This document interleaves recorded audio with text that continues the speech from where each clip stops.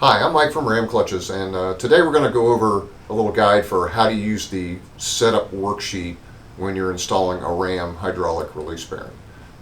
Now, when we're doing this installation, want you to keep in mind that our recommendation is to use a master cylinder with a 3/4 inch bore and at least 1.1 inches of stroke. And to get a little more information on why that is, you can check this video out here. This will give you a little more detail on that.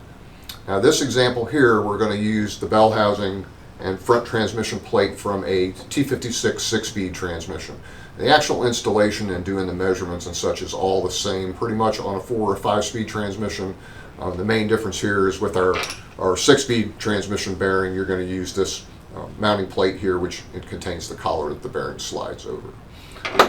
Now the worksheet, the setup worksheet itself, you can find in the instruction sheet area under the support tab on the Ram website, or if you check with your bearing when you received it, you had a little card that's got a QR code there. You can scan that QR code. That will take you to that instruction page as well.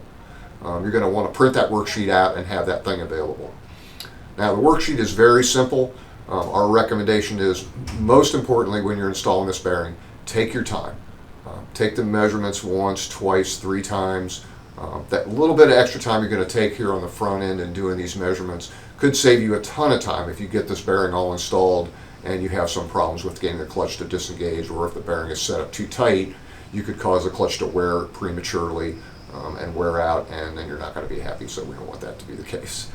Now, what are you going to need to do this installation? Pretty simple. You're going to need a 6-inch set of calipers here to do some measuring. You're going to need about a 12-inch long straight bar that you can use to lay across the face of the bell housing to measure down to the bearing itself, and then of course the setup worksheet.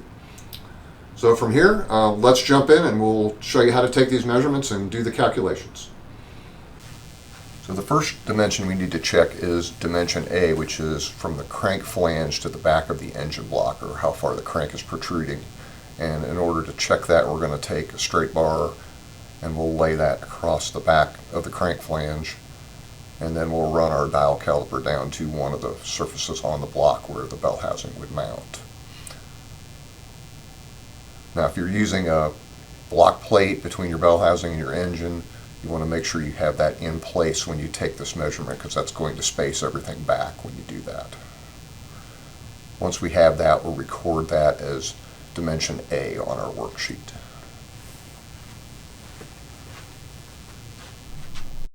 Now we're going to check the height of the ram bearing in the bell housing. I've already gone ahead and installed the T56 collar, which bolts to the base here where the factory slave would normally sit. And with the ram bearing, we're going to check this height compressed, and we're going to check what the gap actually is what we're trying to do. So normally you would use some of these shims. There are some different thicknesses. We can change the height of that as we measure and we go through the numbers on the worksheet.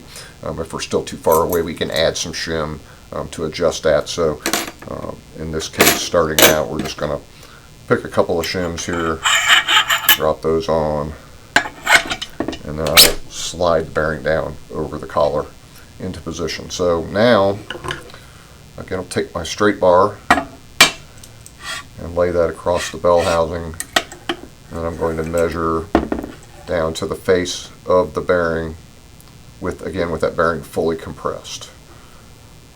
We'll check that number, and then we're also going to have to go back and make sure we subtract the thickness of our straight bar as well. And we're going to go ahead and record that as dimension B on our worksheet. Now the next thing we need to do is measure the height of our clutch. And that is the clutch with it completely assembled just like it would be on the motor. So you have to make sure that the pressure plate and everything is bolted down tightly to the flywheel. Now some flywheels will have a recessed crank flange. So we want to make sure when we do this, we set this up on top of a pedestal here, so that when we take our measurement, we're going from the fingers right down to what would be the back side of the engine block, or the back side of the flywheel. So to take that measurement, I'm going to use this hub to set on the fingers. That'll give me something flat. So anything flat you have with a hole in it, you could use to do that. And then we'll take a caliper and we'll just run that right down through the center of the clutch disc, the center of the flywheel, and we'll measure that number, And when we check that, I see that that number is 3.130. And then I have to make sure I take and check the thickness of this clutch hub and subtract that from the total. And then we're going to record that as dimension C on our worksheet.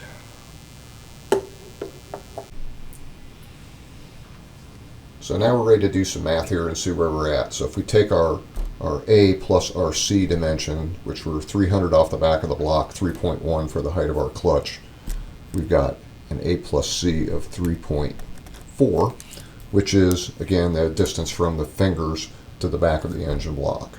Now our B dimension, which is the bearing fully compressed, is our 3.595. And when we subtract the 3.4 from the 3.59 through the magic of video, we come up with exactly a 195 gap, which is exactly where we want to be. For a dual disc clutch, we typically are looking for about 150 minimum on a single and about 200 on a dual.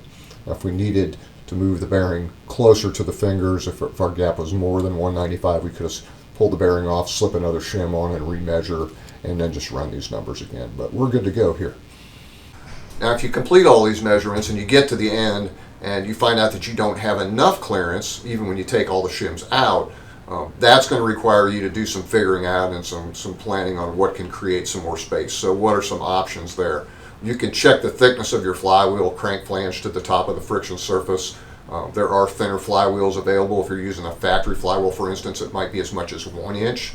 And some of our flywheels go down to as thin as about 735 thousandths. So that's even a little over a 1/4 inch right there that you could gain. Another possibility is you could space the bell housing off the back of the engine, a spacer between the bell and the engine block. And some of the transmission companies offer a spacer that could go between the face of the transmission and the bell housing itself. Bottom line, if you have any questions or you have any problems, my recommendation is to go ahead and make a copy or take a picture of your setup worksheet with your measurements on it and go ahead and email that to us at ramtech@ramclutches.com. We can get back with you and try to help you figure out what a good solution would be